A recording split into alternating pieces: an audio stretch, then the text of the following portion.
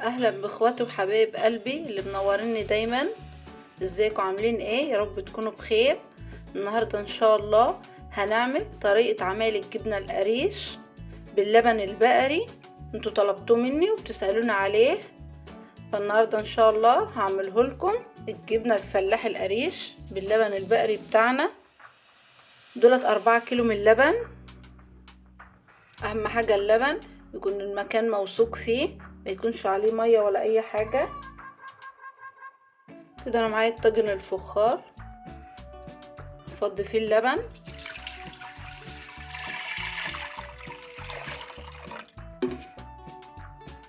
كده انا فضيت ال4 كيلو. طبعا الفرن دافي، هحطه في قلب الفرن. احنا طبعا في جو الصيف، هما يومين هتلاقي اللبن معاك ربع على طول. لو احنا في جو الشتاء اللبن بيغيب من 4 ايام الى 5 ايام. هحطه في مكان دافي في قلب الفرن على ما يروب. ادي اللبن حبايب قلبي بعد ما راب، غاب يومين زي ما انا قلت لكم. هنبتدي نشيل من على وش القشطه. اهم حاجه لما يروب، انا حطيته في التلاجة قيمه نص ساعه عشان اعرف اشيل القشطه بتاعته من على وشه.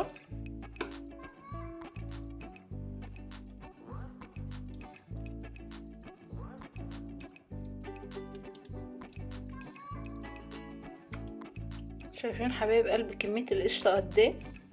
بسم الله ما شاء الله، الله يبارك لصاحبه اللبن. معايا هنا الحصيره اللي هنحط فيها الجبنه. ننزل باللبن، قعر اللبن. هنزل بمعلقه ملح.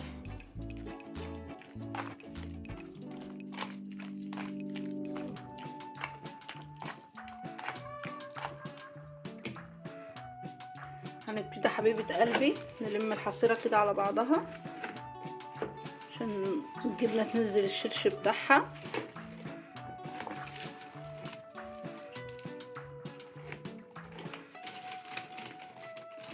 هنسيبها بس كده لمده ساعه على ما تنزل الشرش بتاعها، ونعلقها. والصبح ان شاء الله لما نصحوا هوريها لكم هتبقى شكلها عامل ازاي. انا كده هعلقها طول الليل تصفي الميه بتاعتها اللي هو الشرش. ادي الجبنه هي حبايب قلبي بعد ما سبتها ليله كامله في قلب الحصيره. مش قادره اوصف لكم عامله ازاي. هنبتدي نقطعها مع بعض.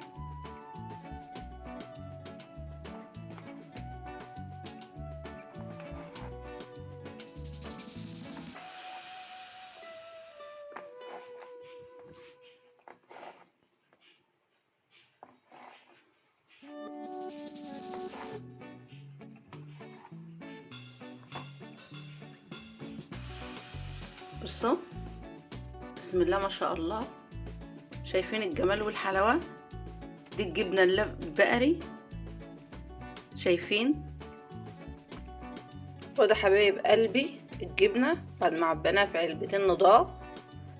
مش قادره اوصف لكم على طعمها وحلاوتها. طلبتوا مني اللبن البقري، عملته لكم جبنه. جربوا وقولوا لي ايه رايكم. لو الوصفه عجبتكم عايزه منكم لايك وشير واشتراك في القناه، عشان عايزه منكم كل حاجه حلوه دايما. وعايزاكم تجربوا الجبنه بتاعتي اللي انا عملتها باللبن البقري. ال3 كيلو يدونا 8 خرط. دي خرطتين صغيرين فحسبتها خرطه واحده يدونا 8. مش قادره اوصف لكم جمالها وحلاوتها. والقشطه بتاعتها احنا طبعا اللي بيحطها في الفريزر او بتعملوها سمنه، بس احنا بصراحه انا بحوشها عشان اما اجيب سمنه هعملها قدامكم. بتتحط على سمنه روابي او سمنه جنه او اللي انتوا عايزين. عايزه منكم اشتراك حلو، ولو الفيديو بتاع الجبنه عجبكم متنسونوش في لايك وشير، وبالله عليكم ارفعوا الفيديو عشان يوصل للكل، عشان كله يستفاد منه. هستنى تقولوا لي ايه رايكم وتكتبوا لي كلام حلو دايما، وربنا يخليكم ليا. مع السلامه.